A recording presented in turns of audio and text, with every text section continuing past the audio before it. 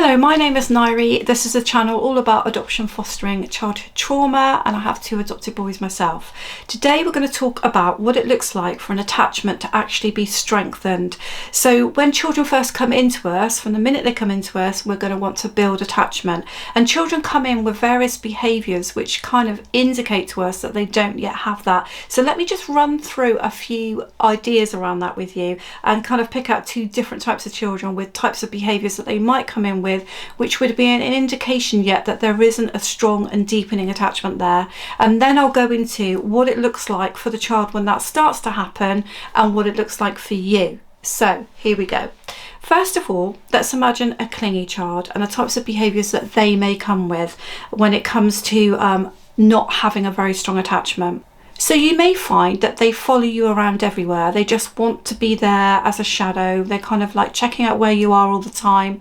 It's an indication that they don't feel secure and that they're worried about losing you or where you're going to go or what's going to happen. They may also be overly compliant, for example. So everything you ask, they just do. And it's kind of like not that natural for a child necessarily of the ages that you have for them to suddenly want to do everything that you ask and not question anything. They may be the type of child that self-soothes. That could be for most of the children that come in, that they don't come to you when they need a plaster, they don't come to you when they're emotionally hurt. They kind of find their own ways because to them an adult is not going to be that person for them yet, and you're not going to be that person for them yet. When they are affectionate with you, it may not feel quite right. It might not feel quite the right tactileness, that's the only way I can describe it. It just may not feel quite natural. They're not quite comfortable with sharing affection with you, but they want to do it, and it can be almost like at the wrong time, and you feel as well that it's not reciprocated by you because it just feels unnatural. Let's take another type of child, maybe a more chaotic one, because you can get those as well. And maybe this chaotic child is busy all the time, too busy to kind of really notice whether to spend time with you, just wanting to do one thing after another.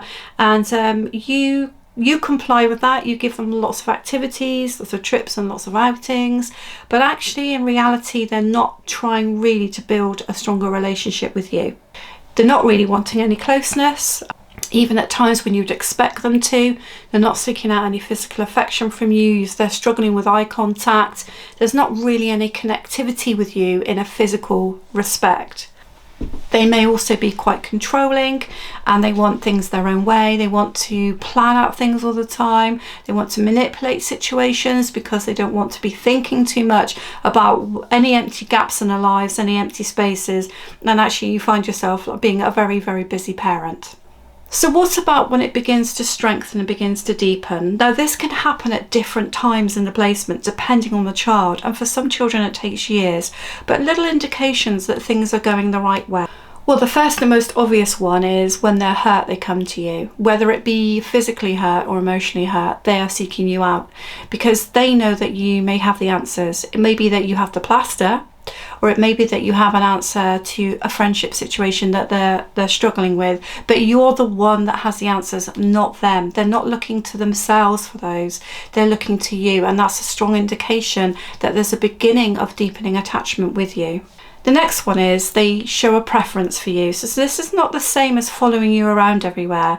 This is actually, they want to come to you over and above other people. So you may have a partner or a husband or a wife in the house, or you may have other relatives that have really been part of this process. A mum or a dad that plays a big part in the process of your adoption or fostering.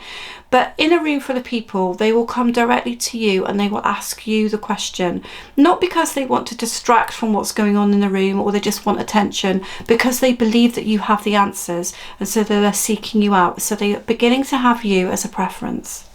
And if you've watched any of my other attachment videos, you will know that if a child can actually seek one person out for a preference and build an attachment, then they're able to do it with other people as well. And that's why with foster carers, it's always really encouraging when a child builds an attachment with a foster carer. Yes, it will be difficult to leave them, but it will mean that when they move to adoption, they're likely to be able to do it again. Whereas a child that's never experienced attachment is really going to struggle in any family with any relationship. Perhaps one that we don't think of as often, and this is obviously down to whether your child's old enough to do this, but sometimes children don't show appreciation to us directly necessarily. They can assume what we already know about them and how they feel, but sometimes you will hear them talking to other people. They might be talking to their friends or other family members, and actually they're talking in a way in which they are very proud of you.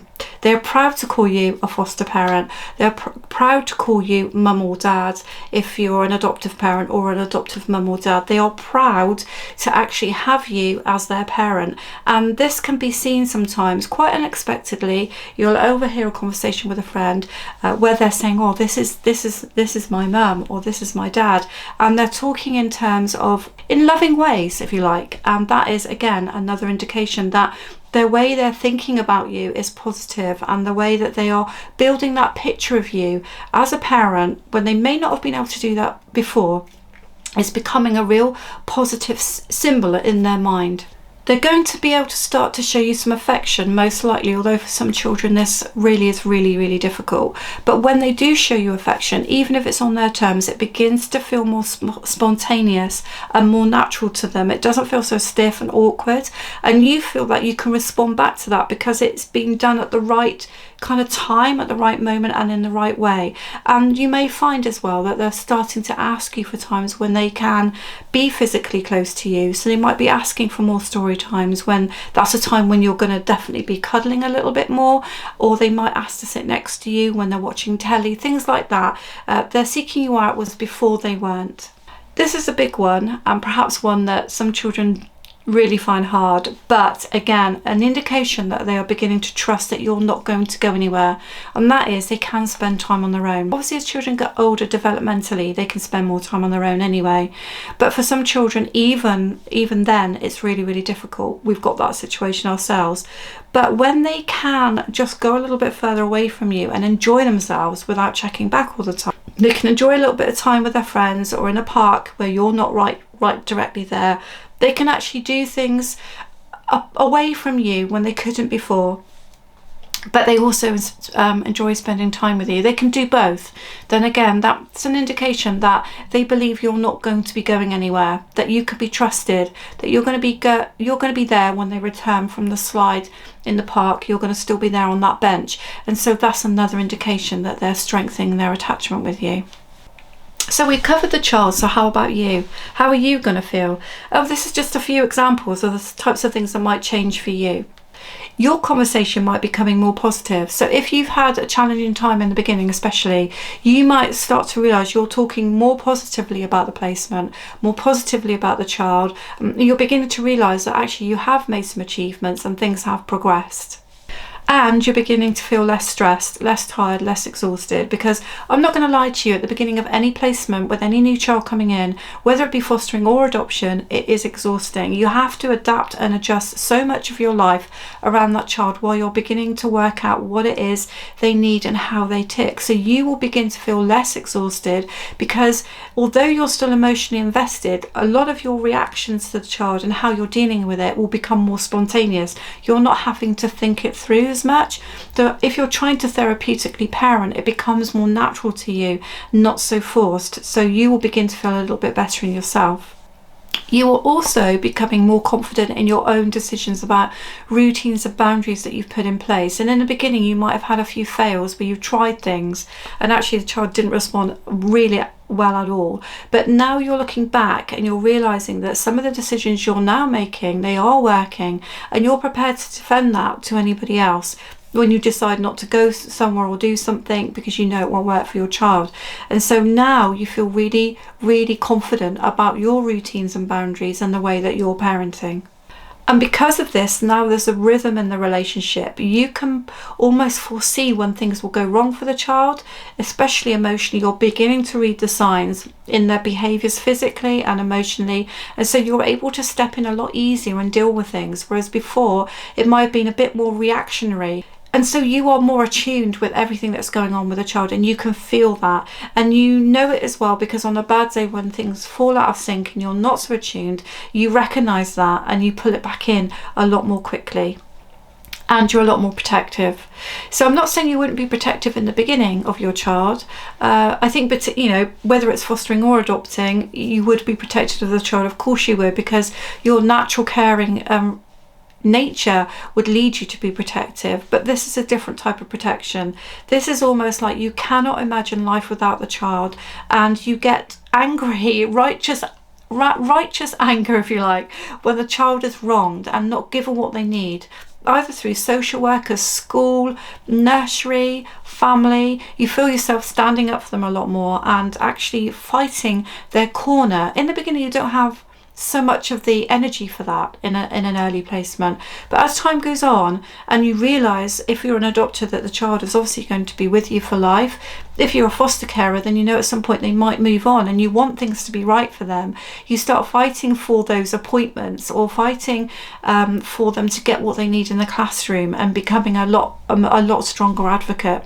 Those are just a few of the things that will happen when that attachment starts to deepen. There are so many more, and maybe I could do another video that takes us on a stage further from that.